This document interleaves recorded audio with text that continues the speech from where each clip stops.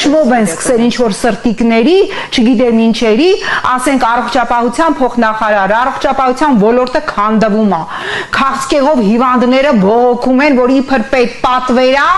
բայց խայտարակ գներ են ուզում մարդկանցից, խայտարակ վիճակա պետ պատվերի ոլորտում, առողջապահության փոխնախարարը դարել է TikTok-ի աստը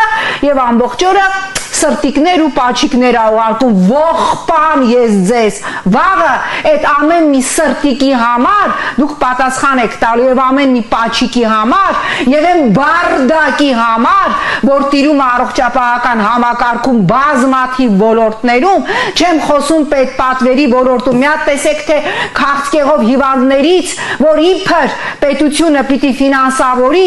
ամեն մի քիմիայի համար, այն էլ անորակ քիմիայի համար, ինչ գումարներ են ուզում, մարդիկ տներն են գրավադրում, քիմիայի գոնե կես կուրսը անցնելու համար, իրանք սրտիկներ ու պաչիկներ են հղում։